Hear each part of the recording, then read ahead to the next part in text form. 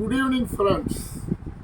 In this Sunday voicemail on Sanatana Dharma, we look into the interpretation and understanding of Sanatana Dharma by some of our uh, renowned scholars, philosophers, leaders. And we'll begin with Max Muller, a 19th century German scholar, followed by Dr. Sarvepalli Radhakrishnan, our ex-president, and Paul Brunton, a British philosopher, and of course Pandit Jawaharlal Nehru, our ex-prime minister. So, Max Muller, the 19th century German scholar and philologist, played a significant role in shaping Western understanding of Sanatana Dharma. And he extensively studied ancient Indian texts and sought to decipher their meanings. And Muller's views on Sanatana Dharma were multifaceted. And he compared the Hindu text with those of other cultures to decipher common linguistic and thematic elements. And he sought to establish links between different mythologies, highlighting similarities in concepts and symbols. And Mullar believed that Sanatana Dharma evolved over time with the ancient Vedic text representing an earlier stage and later texts reflecting changes in beliefs and practices. And he suggested that Hinduism transitioned from polytheism to monotheism.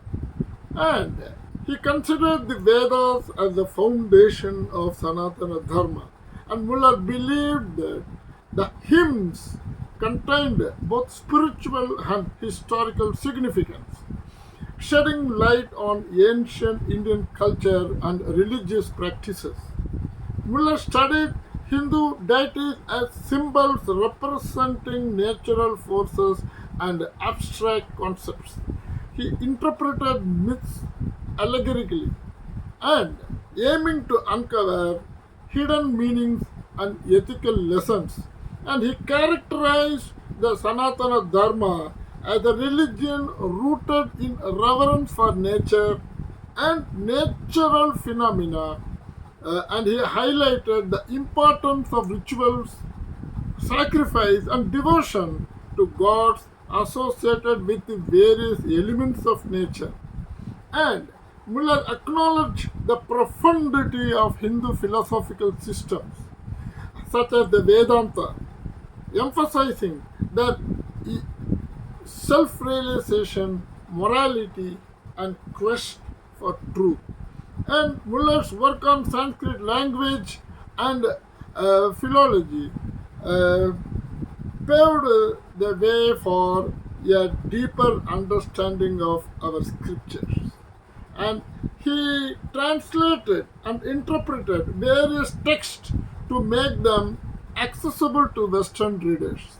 And while Muller's contributions were invaluable in introducing Sanatana Dharma to the West, his interpretations were also shaped by intellectual and cultural context of his time. Some of his interpretations have been criticized for reflecting colonial biases and limited exposure to the lived aspects of Sanatana Dharma. Nonetheless, Muller's work remains a cornerstone in the study of Sanatana Dharma, early perceptions in the Western world. And now we will see the understanding of Sanatana Dharma by Dr. Sarvepalli Radhakrishnan, an eminent Indian philosopher, statesman, and our ex-president. And he deeply comprehended Hinduism philosophical roots, and he discussed Sanatana Dharma, emphasizing its timeless principles and eternal values. According to him, Sanatana Dharma transcends time and place and embodying everlasting virtues. It unifies diverse beliefs and practices, fostering a religious pluralism. Radhakrishnan highlighted individual spiritual growth and self realization as core to Sanatana Dharma's goal, emphasizing interconnectedness with nature and ethical behavior and social responsibility are equally vital, rooted in higher perspective. And Sanatana Dharma promotes inquiry beyond dogma, emphasizing inner transformation. And Radhakrishnan's perspective aligns with the Hinduism's inclusiveness, stressing spiritual evolution, ethical conduct, and the pursuit of truth. His interpretations shape Sanatana Dharma as an all encompassing, dynamic way of life with universal appeal. And going to Paul Brunton, a British philosopher and mystic, gained renown for his writings on spirituality, mysticism, and Eastern philosophies. In the mid 20th century, his explorations in India and Egypt shaped his perspectives, particularly on Sanatana Dharma. Seeking truth and wisdom, Brunton was drawn to India's spiritual traditions. Aiming to bridge Eastern and Western philosophies, he delved into the Hindu philosophy, emphasizing direct experience in practice like yoga and meditation.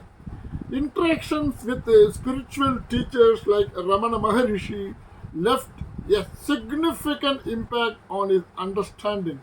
And through his books like A Search in Secret India, he shaped personal insights and universal truths about consciousness and reality. Brunton's respect for India's heritage, cultural diversity, and individual spiritual paths are evident in his profound appreciation of Sanatana Dharma's depth and universality. And now we will see what Pandit Nehru's views or interpretation of Sanatana Dharma. So Jawaharlal Nehru, India's first Prime Minister, had a nuanced relationship with religion, rooted in rationality and secular belief or ideals. He viewed Sanatana Dharma through a modern lens. He saw it as a part of India's rich heritage, adaptable to changing times, and Nehru championed secularism, advocating for a nation where diverse faiths coexist without religious divisions in politics. His focus on scientific temper and critical thinking led him to question superstitious practices. And while not a strict practitioner of rituals, he valued India's cultural identity and worked for social reform, targeting inequalities within Hinduism. And Nehru upheld diversity, stressing unity amid differences, and he believed modernization and industrialization to secularism and that is required for India's progress. And at the same time, his view on Sanatana Dharma was shaped by a commitment to secularism, rationalism, and social justice, in reflecting his vision for a unified, progressive, and inclusive India. And with this, we will move first on our Dasavatara. First, let us understand our Itihasas and Puranas, its significance, and its relevance to the contemporary society.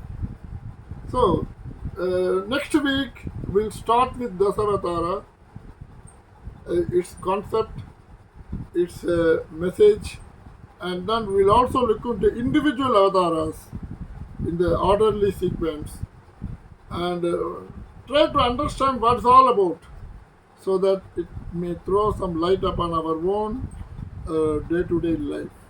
So, have a great going ahead.